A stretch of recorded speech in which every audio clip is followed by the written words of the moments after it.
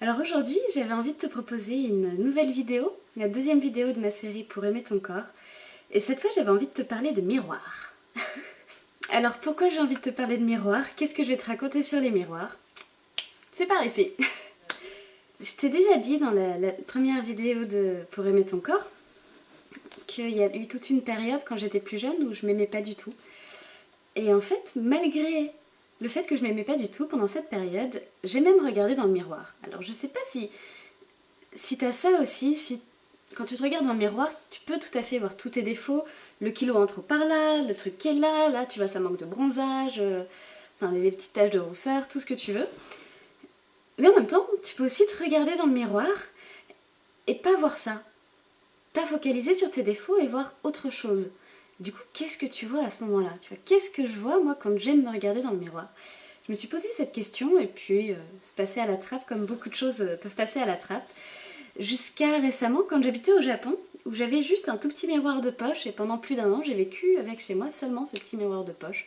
Donc je pouvais jamais me voir en entier. Je pouvais pas savoir si le haut que je mettais allait bien avec le bas. Enfin, c'était très perturbant, mais je savais toujours pas pourquoi est-ce que ça me perturbait autant. Jusqu'à un jour où je suis allée faire du shopping et je me retrouve en sous-vêtements devant le miroir. Et là, un choc monumental. Ah ouais, mes jambes elles ressemblaient à ça? Ah ouais, mon ventre il ressemblait à ça? Je me souvenais plus. C'était super perturbant parce que la forme de mon corps avait changé. Forcément, je m'étais mise à apprendre le sabre, j'avais changé de rythme de vie, de pays, de façon de manger, tout ce que tu veux. Dans tous les cas, mon corps avait changé et je le connaissais plus.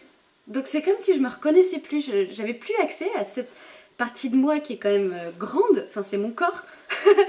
Donc je me connaissais en interne, en sensations, en pensée et tout ça, mais je savais plus à quoi je ressemblais et c'est super perturbant en fait. Et du coup j'ai pris conscience que quand je me regarde dans le miroir, en fait j'apprends à me connaître. Et ça change tout de penser comme ça. Et du coup j'ai envie de te proposer d'aller te prendre un temps, 5 minutes, 10 minutes, à te regarder dans le miroir et à juste observer ton corps, apprendre à le connaître, tu vois. Et du coup, tu peux te dire, ok, d'accord, donc là, mes cheveux sont un peu ondulés, un peu plats, d'accord. Et tiens, j'ai des petites taches de rousseur qui sont arrivées, ok. Ah, j'ai les lèvres un peu gercées aujourd'hui, bon. Tiens, je savais pas que mes épaules étaient rondes, ah, c'est sympa. Ou, ah, j'ai une tache là, d'accord.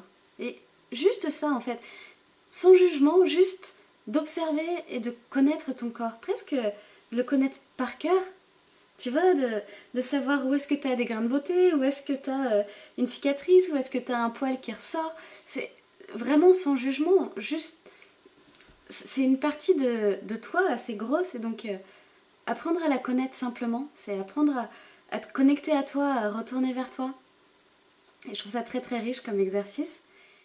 Dis-moi si la vidéo t'a plu, si toi aussi ça t'est déjà arrivé de juste observer, juste apprendre à connaître ton corps comme ça, peut-être que tu le fais inconsciemment. Tu peux me raconter ça dans les commentaires si la vidéo t'a plu. Laisse-moi un petit like et abonne-toi pour pas rater les prochaines vidéos. Salut!